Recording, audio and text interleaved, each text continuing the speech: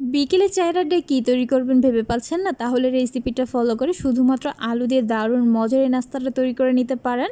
আসসালামু আলাইকুম এভরিওয়ান। এখন কিন্তু প্রচুর পরিমাণে বৃষ্টি হয়, আর বৃষ্টির এই সিজনে বিকেলে চায়ের আড্ডা জমানোর জন্য অনেক বেশি মুচমুচে মজাদার চাইলে আলুর এই নাস্তাটা তৈরি করে নিতে পারেন। পরিবারের ছোট থেকে বড়রা সবাই অনেক বেশি পছন্দ করবে আর মজা করে খাবে। আশা করছি আমার এই সহজ নাস্তার রেসিপিটি আপনাদের ভালো লাগবে। তো নাস্তাটা তৈরি করার জন্য এখানে আমি আগের থেকে 2টা বড় সাইজের আলু এমন টুকরো টুকরো করে কেটে খুব ভালোভাবে সিদ্ধ করে নিয়েছি। এখন এই আলুগুলোকে একটা কাঁটা চামচের সাহায্যে প্রথমে এইভাবে করে একটু ভালোভাবে ম্যাশ করে নিব।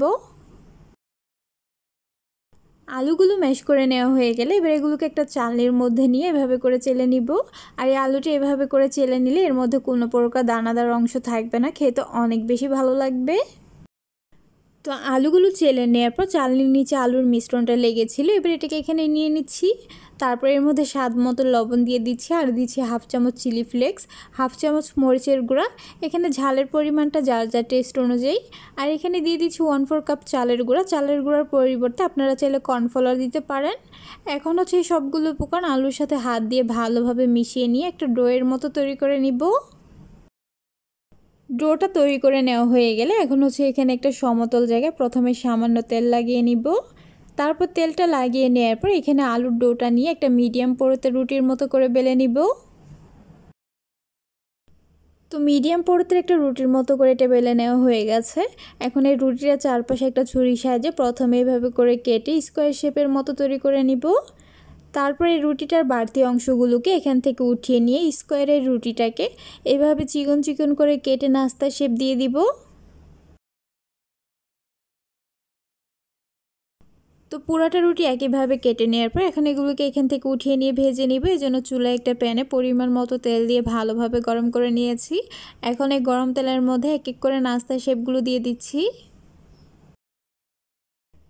তো সবগুলো নাস্তার শেপ এখানে দিয়ে দেওয়ার পর এবার হচ্ছে নাস্তাগুলোকে চুলার আঁচ মিডিয়ামে রেখে একপাশে কিছুটা ভেজে নেওয়া হয়ে গেলে উল্টিয়ে দিব। আর এভাবে এগুলোকে কিছুক্ষণ পরপর এপাশ ওপাশ করে উল্টিয়ে ভাজতে ভাজতে দেখা যাবে যে নাস্তাগুলো অনেকটা ক্রিস্পি করে ভেজে নেওয়া হয়ে গেছে, আর এর মধ্যে সুন্দর একটা কালারও চলে এসেছে। এরপর যে এগুলোকে তেল থেকে উঠিয়ে নিয়ে আপনাদের সাথে পরিবেশন করে শেয়ার করছি।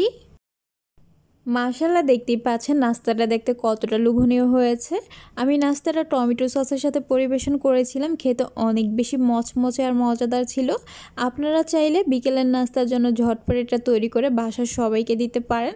দেখবেন নিমিষেই প্লেট খালি হয়ে যাবে। পরিবারের ছোট থেকে বড়রা সবাই অনেক বেশি পছন্দ করবে আর মজা করে খাবে। আশা করছি আমার এই সহজ নাস্তার রেসিপিটি আপনাদের ভালো লেগেছে। ভালো লাগলে আমার পেজটা ফলো করার অনুরোধ রইল, তার সাথে আমার চ্যানেলটা সাবস্ক্রাইব করার। তাহলে আজ এ পর্যন্ত, আবার দেখা হবে নতুন কোনো এক রেসিপিতে।